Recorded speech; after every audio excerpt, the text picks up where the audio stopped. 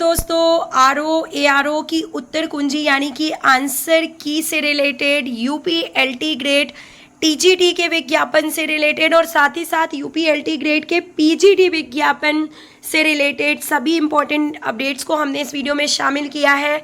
तो वीडियो को पूरा और लास्ट तक जरूर देखें। तो सबसे पहले देखिए, हम बात कर लेते हैं लोक सेवा आयोग के द्वारा जो है लिए गए RO और ARO के पेपर की जो उत्तर कुंजी है वो जारी की जा चुकी है। उत्तर प्रदेश लोक सेवा आयोग ने समीक्षा अधिकारी यानी कि RO और सहायक समीक्षा अधिकारी यानी कि ARO की जो प्रारंभिक परीक्षा 2023 के सामान्य अध्ययन एवं सामान्य हिंदी के प्रश्न पत्र की उत्तर कुंजी जारी कर दी है। अभ्यर्थी प्रश्न पत्र को स्कैन कर प्रश्न एवं उनके उत्तर आयोग की वेबसाइट, देखिए मोस्ट इंपॉर्टेंट, आपको किस वेबसाइट पे जो है ये उत्तर कुंजी मिलेगी, https://uppsc.up.nic.in पर 4 अगस्त तक आप अपनी आंसर की देख सकते हैं दोस्तों।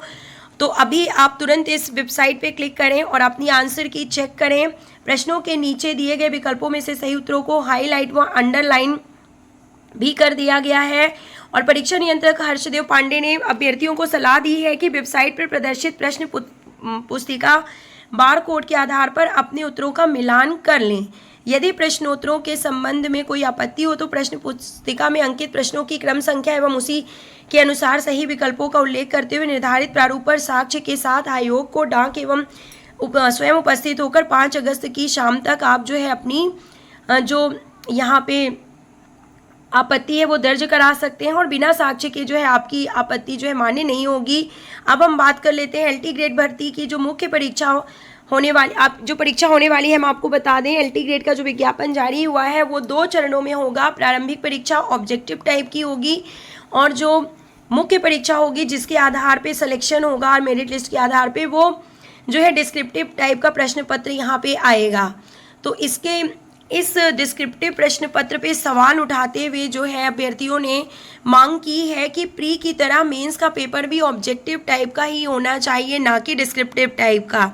तो देखिए, LT ग्रेड शिक्षक भर्ती की मुख्य परीक्षा में परंपरागत प्रकार के प्रश्न पत्रों को शामिल करने पर, यानी कि जो लिखने वाला प्रश्न पत्र होगा मेंस, उस पर जो है अभ्यर्थियों ने सवाल उठाए हैं। अभ्यर्थियों ने उत्तर प्रदेश लोक सेवा आयोग के अध्यक्ष को पत्र लिखकर मांग की है कि प्रारंभिक परीक्षा की तरह मुख्य परीक्षा में भी वस्तुनिष्ठ प्रकार के प्रश्न पत्र को शामिल किया जाए। प्रतियोगी छात्र प्रतिमंडल के अध्यक्ष शीतला प्रसाद ओझा का कहना है कि ग्रेजुएशन स्तर तक की पढ़ाई भी ऑब्जेक्टिव हो रही है। यहाँ तक कि UGC नेट, CUET, CTET जैसी राष्ट्रीय स्तर की परीक्षाएं भी वस्तुनिष्ठ पद्धति पर आधारित है, यानी कि सिर्फ और सिर्फ MCQ क्वेश्चंस इनमें पूछे जाते हैं।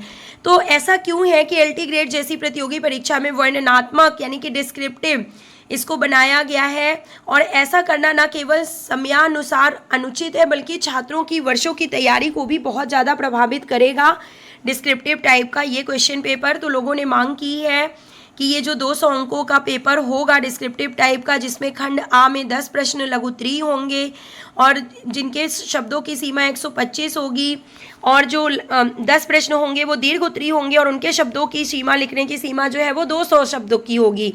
तो इस तरीके से डिस्क्रिप्टिव क्वेश्चन पेपर पर सवाल उठाए गए हैं अभ्यर्थियों के द्वारा।